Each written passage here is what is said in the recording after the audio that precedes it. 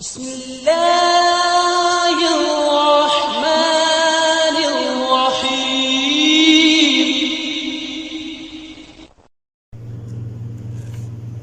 نحمده ونصلي على رسوله الكريم اما بعد قال الله تعالى يا ايها الذين آمنوا استعينوا بالصبر والصلاة ان الله مع الصابرين۔ اللہ رب العالمین ارشاد فرماتے ہیں، اے ایمان والو اپنے رب سے مدد طلب کرو صبر اور نماز کے ساتھ، یقیناً اللہ رب العالمین صبر کرنے والوں کے ساتھ ہے۔ صبر ایک بڑا عظیم عمل ہے جس کے بارے میں قرآن مجید اور احادیث مبارکہ میں کئی ایک امور آئے ہیں۔ اللہ رب العالمین نے مومنوں کو بارہا مقام پہ فرمایا کہ صبر کرو۔ نبی علیہ الصلاۃ والسلام نے ارشاد فرمایا اور آپ نے صبر کی تلقین کی، جیسا کہ اللہ تعالیٰ ارشاد فرماتے ہیں وَلَمَنْ صَبَرَ وَغَفَرَ إِنَّ ذَلِكَ لَمِنْ عَزْمِ الْأُمُورِ۔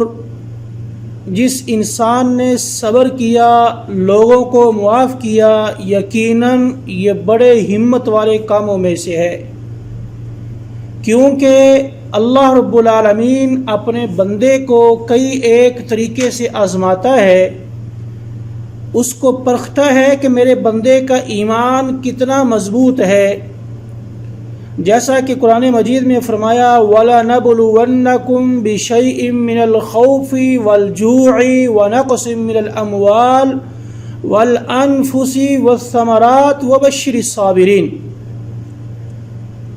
ہم تم کو آزمائیں گے کس طریقے سے؟ کبھی خوف کے ذریعے، کبھی بھوک کے ذریعے، کبھی تمہارے مالوں میں نقص پیدا کر کے، کمی پیشی کر کے، کبھی تمہارے نفسوں کے اندر ہم تم کو آزمائیں گے، کبھی تمہارے باغات اور پھلوں کو کم کر کے آزمائیں گے، لیکن آخر میں فرمایا وَبَشِّرِ الصَّابِرِينَ، لیکن خوشخبری اور بشارت ان لوگوں کے لیے ہے جو صبر کرے گا۔ میرے بھائی، صبر کرنا کوئی عام معمولی بات نہیں ہے۔ آپ دیکھتے ہیں کہ معاشرے کے اندر کتنے فتنے فساد برپا ہوتے ہیں، اور ان کا سبب کیا ہے کہ اگر ایک طرف سے ایک آدمی نے بات کہہ دی تو دوسری طرف سے صبر نہیں کرتا، اور جلد بازی سے، بے صبری سے کام لیتا ہے، اور نتیجہ یہ نکلتا ہے کہ فتنہ فساد برپا ہو جاتا ہے اور قتل و غارت تک نوبت بن جاتی ہے۔ جبکہ اگر وہ صبر کرے گا تو یقیناً صبر کرنے سے فائدہ یہ ہوگا کہ وہ فتنہ وہاں ہی ختم ہو جائے گا، جیسا کہ اللہ تعالیٰ ارشاد فرماتے ہیں انما یوفی الصابرون اجرہم بغیر حساب، یقیناً جو لوگ دنیا میں صبر کرتے ہیں ان کو پورا صلہ دنیا میں، بلکہ قیامت کے دن ان کو پورا صلہ دیا جائے گا، پورا اجر ان کو دیا جائے گا۔ آج ہم سب بھائی جو ہیں، بلکہ ہمارے بعض بھائیوں کے اندر ایک بڑی تشویش پائی جاتی ہے، کیا جی ہمارے پاس تنگی ہے، رزق میں اولاد نہیں ہو رہی، طرح کے ان کے امور ہیں اور ان کے اسباب ہیں، کہتے ہیں جی پریشانی ہے، کبھی رزق کی پریشانی ہے، کبھی اولاد کی پریشانی ہے، کبھی کس طریقے کی، غرض پریشان ہے انسان۔ اللہ رب العالمین نے اس کا حل کیا بیان کیا؟ ہم اسلام کی طرف نہیں آتے، ہم نے اسلام کو چھوڑ دیا اور دوسرے طریقوں کو ہم نے اپنا لیا، لیکن اللہ تعالیٰ نے کیا فرمایا کہ جب تمہیں رزق کی پریشانی ہو تو کیا کرو؟ صبر کرو اور نماز پڑھو۔ اولاد کی پریشانی ہے، اولاد نہیں ہو رہی تو کیا کرو؟ صبر کرو اور نماز پڑھو۔ تمہیں کوئی دنیاوی معاملات میں پریشانی ہے تو کیا کرو؟ صبر کرو اور نماز پڑھو۔ یہ تو اللہ نے خود قرآن مجید میں فرما دیا یا ایھا الذین آمنوا استعینوا بالصبر والصلاۃ، ایمان والو اللہ سے مدد طلب کرو، کیسے؟ صبر کے ساتھ اور نماز کے ساتھ۔ صبر کرو، نوافل ادا کرو، پریشانی ہے 2 رکعت نفل پڑھو، اللہ سے دعا کرو، لیکن آج افسوس ہماری صورتحال کیا ہے؟ ہم دیکھتے ہیں کہ تھوڑا سا صبر کرتے ہیں، لیکن صبر بھی کتنا، چند گھنٹے کا یا چند دن کا ہوتا ہے بس. اس کے بعد ہمارا اللہ پر توکل، اللہ کے اوپر بھروسہ ختم ہو جاتا ہے. ہم اللہ کو بھول جاتے ہیں اور ہم سمجھتے ہیں کہ فلاں انسان کے پاس جائیں گے تو ہمیں رزق مل جائے گا، فلاں کے پاس جائیں گے تو ہمیں اولاد مل جائے گی، فلاں کے پاس جائیں گے تو ہماری پریشانی ختم ہو جائے گی. میرے بھائی، جس انسان نے یہ سوچ لیا کہ فلاں انسان یہ کچھ کرنے والا ہے، فلاں انسان میری پریشانیاں دور کر دے گا، فلاں جو پیر صاحب ہیں وہ مجھے اولاد دے دیں گے، فلاں درگاہ پہ جانے سے مجھے رزق مل جائے گا، یقیناً اس انسان نے اپنے رب کے ساتھ بہت بڑا شرک کیا ہے. وہ انسان مشرک ہو جائے گا، اس نے اپنے رب کے ساتھ شرک کر دیا. اور اگر اسی طرح اسی عقیدے کے اوپر اس کو موت آ گئی تو یقیناً اللہ تعالیٰ اس کو کبھی بھی معاف نہیں فرمائے گا. اس لیے میرے بھائی، صبر سے کام لیں، کیونکہ صبر جو ہے یہ بڑے ہمت والے کاموں میں سے ہے، اور یہ مومنوں کی صفات میں سے بھی ہے کہ مومنوں کو جب تکلیف آتی ہے تو اللہ تعالیٰ کیا فرماتے قرآن مجید میں، مومن جو ہے، مومن کا بڑا عجیب معاملہ ہے. نبی علیہ الصلوۃ والسلام ارشاد فرماتے ہیں، صحیح مسلم کی روایت ہے کہ مومن کا بڑا عجیب معاملہ ہے، لیکن مومن کے سارے معاملے میں اللہ نے خیر رکھی ہے. کیسے؟ جب مومن کو کوئی تنگ دستی پہنچتی ہے، تنگی پہنچتی ہے، تو وہ تنگی کے حالت میں بھی اللہ کا شکر ادا کرتا ہے. اللہ تیرا کتنا شکر ہے، اللہ کا حمد و ثنا بیان کرتا ہے، اللہ کی تعریف کرتا ہے، اللہ کا شکریہ ادا کرتا ہے کہ اللہ آج میرے اوپر اگر تنگی ہے تو تنگی سے پہلے تو نے مجھے کتنی نعمتیں عطا کی ہیں. اور شکر کرنے کے بعد آپ نے فرمایا یہ بھی اس کے لیے کیا ہے، بہتر ہے.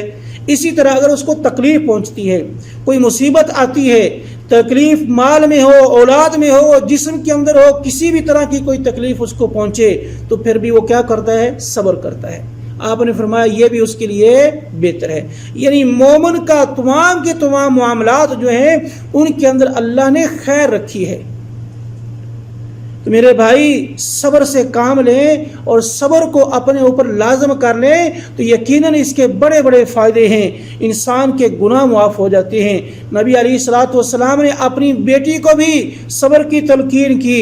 جب بیٹی نے اسامہ بن زید کو نبی علیہ الصلوۃ والسلام کی طرف پیغام بھیجا کہ میرا بیٹا بیمار ہے، آپ لازمی آئیں، تو آگے سے آپ نے کیا فرمایا کہ جاؤ میری بیٹی کو سلام کہو اور اس کو بولو کہ وہ صبر کرے.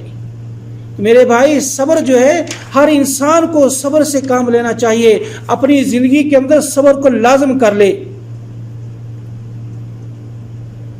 نبی علیہ الصلوۃ والسلام نے ارشاد فرماتے ہیں، ابو ہریرہ رضی اللہ تعالی عنہ راوی حدیث ہیں، بخاری کی روایت ہے، آپ نے فرمایا، حدیث قدسی ہے، یقول اللہ تعالی ما لعبد المؤمن عندی جزاء اذا قضیت صفیہ من اہل الدنیا ثم احتسبہ الا الجنہ.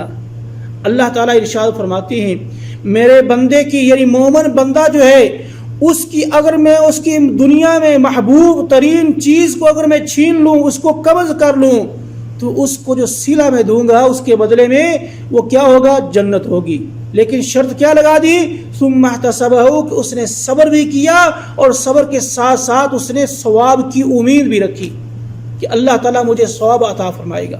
یعنی کتنی بڑی جزا ہے. اگر مومن کو تکلیف پہنچتی ہے، مثال کے طور پر کسی انسان کا ایک بیٹا ہو اور وہ بھی بچپن میں یا جوانی میں فوت ہو جائے، اس کی کوئی اور اولاد نہیں ہے، کتنی بڑی تکلیف والی بات ہے، بڑی ہی پریشانی والی بات ہے. لیکن اس کے باوجود وہ انسان صبر کرتا ہے، اللہ کا حمد بیان کرتا ہے، اللہ کا شکر ادا کرتا ہے. تو اللہ رب العالمین اپنے ایسے شاکرین بندوں میں سے، جو جس بندے کو یہ ہمت اور توفیق دی ہے، اس بندے کی جزا یہ ہے کہ وہ جنت میں جائے گا. فرمایا الا الجنہ، اس کی جزا صرف اور صرف جنت ہے، جنت کے علاوہ اور نہیں. اسی طرح بخاری کی ایک اور روایت ہے، انس رضی اللہ تعالی عنہ بیان فرماتے ہیں، اللہ رب العالمین ارشاد فرماتے ہیں کہ ان اللہ عز وجل قال اذا ابتلیت عبدی بحبیبتیہ فصبر اوزتہ منہما الجنہ. جب میں اپنے کسی بندے کو اس کی دو محبوب ترین چیزوں کے ساتھ آزما لیتا ہوں اور وہ انسان اس میں صبر کرتا ہے تو میں اس کے بدلے میں اس کو جنت عطا کرتا ہوں۔ وہ دو چیزیں کون سی ہیں؟ آنکھیں۔ آپ نے دیکھا ہے کتنے ایسے بھائی ہیں اچانک ان کی نگاہ ختم ہو جاتی ہے، آنکھوں سے نبینے ہو جاتے ہیں، ان کو نظر نہیں آتا، ان کی بینائی ختم ہو جاتی ہے، لیکن وہ کیا کرتا ہے؟ صبر کرتا ہے، اللہ کا شکر ادا کرتا ہے، کبھی کسی کے اوپر کسی کے سامنے اللہ کی ناشکری نہیں کرتا، اللہ کا صبر اللہ کا شکر ادا کرتا ہے۔ اللہ جو تو نے مجھے نعمت دی تھی، میں نے تیری نعمت کو پہلے اس کی استعمال کیا، اس پہ تیرا شکر کرتا ہوں، اگر آج تو نے اس نعمت کو چھین لیا ہے، اس نعمت سے مجھے محروم کر دیا ہے، تو میں اس کے اوپر صبر کرتا ہوں۔ تو میرے بھائی یقیناً جس انسان کی دونوں آنکھیں دنیا میں ختم ہو جائیں، بینائی ختم ہو جائے، تو وہ انسان پریشان نہ ہو، وہ اللہ کا شکر ادا کرے، کیونکہ ان کے بدلے میں اللہ رب العالمین اپنے بندے کو جنت عطا فرمائے گا۔ آزمائش تو بہت بڑی ہے اور تکلیف بہت بڑی ہے، لیکن صبر جب کرے گا تو اس کا صلہ اس کو ملے گا۔ تو صبر کا مطلب یہ نہیں ہے کہ انسان رو رو کے تھک جائے، آنکھوں کی بینائی ختم ہو گئی یا کوئی پریشانی اس کو پہنچی، اولاد فوت ہو گئی اور انسان رونا شروع کر دیتا ہے، رو رو کے اپنا حال برا کر لیتا ہے، حتیٰ کہ عورتیں جو ہیں وہ چیخو پکار کر کے تھک جاتی ہیں، پھر کہیں کہ ہم صبر کر رہی ہیں، یہ صبر نہیں ہے۔ جیسا کہ بخاری مسلم کی روایت ہے، نبی علیہ الصلوۃ والسلام ایک مرتبہ جا رہے تھے کہ ایک عورت قبر کے پاس بیٹھی روئی جا رہی تھی، آوازیں لگا رہی تھی۔ آپ نے فرمایا اتق اللہ واصبری، اللہ سے ڈر اور صبر کر۔ آگے سے اس کو علم نہیں تھا کہ مجھے کہنے والا یہ کون ہے، وہ آگے سے کہتی ہے کہ یہ مصیبت جو مجھے پہنچی ہے اگر تجھے پہنچتی تو میں دیکھتی کہ تو صبر کیسے کرتا۔ اس عورت کو بتلایا گیا کہ یہ جانتی ہے تو نے کس کو جواب دیا ہے؟ وہ کہتی مجھے نہیں علم یہ کون ہے۔ آگے سے اس کو بتایا گیا کہ یہ تو محمد صلی اللہ علیہ وسلم تھے جو تجھے صبر کی تلقین کر رہے تھے۔ وہ اٹھتی ہے اور آپ صلی اللہ علیہ وسلم کے گھر جاتی ہے، آپ کا دروازہ کھٹکایا اور آپ باہر آئے تو آپ کو کہتی ہے کہ اللہ کے رسول میں صبر کرتی ہوں، لیکن آپ نے کیا فرمایا؟ انما الصبر عند الصدمۃ الاولى، صبر یہ نہیں ہے کہ تم چیخو پکار کر کے تھک جاؤ، اب تمہارے پاس کوئی چارہ نہیں رہا تو اب کہو صبر ہے، نہیں، صبر وہی ہے جیسے تمہیں مصیبت پہنچے، تکلیف پہنچے، اس تکلیف کے اوپر فوراً صبر کرو، یہی وہ صبر ہے۔ یہ صبر نہیں کہ تم چیخو پکار کر کے تھک جاؤ، اللہ کی ناشکری کر کے تھک جاؤ، اب دیکھو کوئی اور چارہ نہیں تو کہو میں صبر کرتا ہوں، ایسا صبر نہیں ہے۔ اسی طرح ہی ایک عورت نبی علیہ الصلوۃ والسلام کے پاس آتی ہے اور اس کو مرگی کے دورے پڑتے تھے، مرگی کے دورے پڑتے تھے، آپ کے پاس آئی، آپ نے صحابہ کو کہا کہ کیا تم جنتی عورت کو دیکھنا چاہتے ہو؟ صحابہ نے کہا کیوں نہیں اللہ کے رسول، لازمی دیکھیں گے، ہمارا شوق ہے کہ ہم جنتی عورت کو دیکھیں۔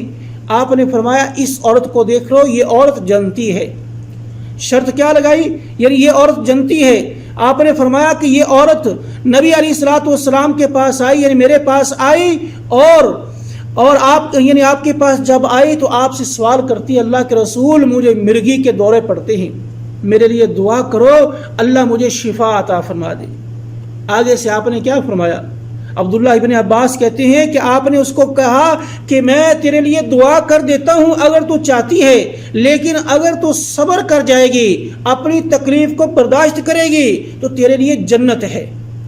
تو وہ عورت آگے سے کیا کہتی ہے؟ اللہ کے رسول میں اپنی تکلیف پہ صبر کروں گی اور ہمت سے کام لوں گی، لیکن آپ میرے لیے اللہ سے یہ دعا کر دو کہ جب مجھے مرگی کا دورہ پڑے تو میرا پردہ جو ہے چہرے سے کپڑا نہ ہٹے، میں بے پردہ نہ ہو جاؤں۔ آپ نے اس کے لیے دعا کی، اور جب بھی اس کو مرگی کا دورہ پڑتا تو اس کا کبھی چہرہ ننگا نہیں ہوتا تھا، کبھی اس کا پردہ نہیں ہٹتا تھا۔ اس لیے میرے بھائی ہمیں بھی چاہیے، یہ حدیثیں بیان کرنے کا مقصد کیا ہے کہ کتنی احادیث آپ بھائیوں کے سامنے میں نے بیان کی ہیں، مطلب یہی ہے کہ ہم میں سے اگر کسی کو کوئی تکلیف پہنچے، وہ بیمار ہے، اس کو اولاد کی پریشانی ہے، اس کے پاس اولاد نہیں ہے، اس کے پاس رزق کی تنگی ہے، دنیاوی کسی معاملات میں اس میں پریشانی ہے، تو وہ صبر سے کام لے، نماز پڑھے، اللہ کے سامنے گڑ گڑائے، اللہ نے جو نعمتیں دی ہیں ان کے اوپر شکر کرے۔ میرے بھائی کوئی انسان کسی کو نہ اولاد دے سکتا ہے، نہ کوئی کسی کو رزق دے سکتا ہے، نہ ہی کوئی دنیا میں کوئی جتنا بھی نیک کیوں نہ ہو کسی کی پریشانی دور کر سکتا ہے۔ اس لیے ہمیں چاہیے کہ ہم اپنے رب کے سامنے جھکیں، اپنے رب کے سامنے رجوع کریں، اپنے رب سے سوال کریں، اپنے رب سے مانگیں، رزق مانگیں، اولاد مانگیں۔ کوئی بھی پریشانی ہے اس کا سوال اپنے رب کے سامنے رکھیں۔ یقیناً اللہ تو کہتا ہے میرے بندے میرے پاس آ تو صحیح، میں تیری دعا کو قبول کروں گا، مجھ سے معافی مانگ تو صحیح، میں تیرے گناہوں کو معاف کر دوں گا، مجھ سے اولاد طلب کر تو صحیح، میں تجھے اولاد دے دوں گا۔ لیکن افسوس ہم نے اپنے رب کو بھلا دیا ہے، ہم نام کے مسلمان رہ گئے ہیں، ہمارے اندر مسلمانوں والی کوئی بات نہیں رہی، ہم نام کے مسلمان ہیں، ہمارا اللہ کے اوپر کوئی توکل نہیں ہے، اللہ کے اوپر کوئی بھروسہ نہیں ہے، اور ہم نے انسانوں کے اوپر بھروسہ، انسانوں کو کارساز بنا لیا۔ انسانوں کا خوف ہمارے دل میں اس قدر زیادہ ہو گیا ہے، اگر مثال کے طور پر ایک طرف اللہ کی توہین کی جائے ہم اس کو برداشت کر لیں گے، اور دوسری طرف ہمارے کسی ولی کی، پیر صاحب کی، کسی یعنی ایسے انسان کی تعظیم کی جائے جو لوگوں کے ہاں بڑا مقرب ہے، تو ہم اللہ کی تعظیم کو بھول جائیں گے، لیکن اس انسان کے خلاف اگر کوئی بات کی گئی ہے ہم اس کے دفاع کے لیے کھڑے ہو جائیں گے۔ اور میرے بھائی وہ انسان ہے، وہ ہم جیسا انسان ہے، کمزور انسان ہے، وہ اپنی حاجات کو پورا خود نہیں کر سکتا، ہماری حاجات کیسے پورے کرے گا؟ اس لیے ہمارے پاس وقت ہے، سوچئے، اپنے گریبان میں جھانک کے دیکھیے کہ ہم کس کی طرف جا رہے ہیں، ہم نے کون سا راستہ اختیار کر لیا ہے۔ جب مشرکین مکہ سے سوال کیا گیا بتلاؤ تمہیں رزق کون دیتا ہے، تو ان کے پاس 360 بڑے نامی گرامی بت تھے، حالانکہ ان بتوں کے پاس وہ جاتے تھے، ان کی عبادت کرتے، ان کے نذرانے پیش کرتے، سب کچھ کرتے، تو وہ کیا کہتے؟ اللہ رزق دیتا ہے۔ کہا گیا اولاد کون دیتا ہے؟ کہتے ہیں اللہ اولاد دیتا ہے۔ پوچھا گیا آسمان سے بارش کون نازل کرتا ہے؟ تو کہتے ہیں اللہ کرتا ہے۔ اتنا ان کا، حالانکہ مشرک تھے، کافر تھے، اور ان کو جہنم کی وعید بتائی گئی کہ وہ جب جو انسان مشرکین میں سے کفر پہ فوت ہوا کہ وہ جہنمی ہے، تو اس کے باوجود ان کا عقیدہ دیکھیے کہ سب کچھ اللہ کرنے والا ہے۔ آج ہم اس سے بھی آگے بڑھ گئے ہیں۔ مشرکین تو کہتے ہیں اولاد اللہ دیتا ہے، رزق اللہ دیتا ہے، آسمان سے بارش اللہ اتارتا ہے، لیکن ہم کہتے ہیں جی فلاں پیر صاحب اولاد دیتے ہیں، فلاں کے درگاہ پہ جانے سے یہ رزق ملتا ہے، فلاں کے درگاہ پہ جائیں گے، اتنے دن چیلا کاٹیں گے، اتنا نذرانہ پیش کریں گے، ہمیں اولاد مل جائے گی۔ نہیں میرے بھائی، یہ ایک دھوکہ ہے، ہمیں شیطان نے دھوکے میں ڈالا ہوا ہے۔ صرف اور صرف یہ اولاد، رزق، آسمان سے پانی، جو بھی معاملات ہے یہ اللہ کرنے والا ہے۔ اللہ کے سامنے جھکیے۔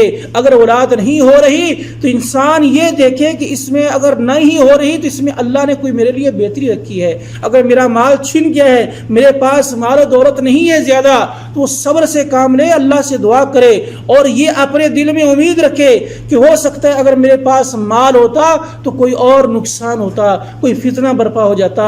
اللہ نے جو کام کیا ہے اس میں اللہ نے کی کئی ایک حکمتیں ہیں۔ اللہ تعالیٰ سے دعا ہے اللہ رب العالمین ہمیں ہر معاملات میں صبر سے کام لینے کی توفیق عطا فرمائے۔ آخر دعوانا الحمدللہ رب العالمین۔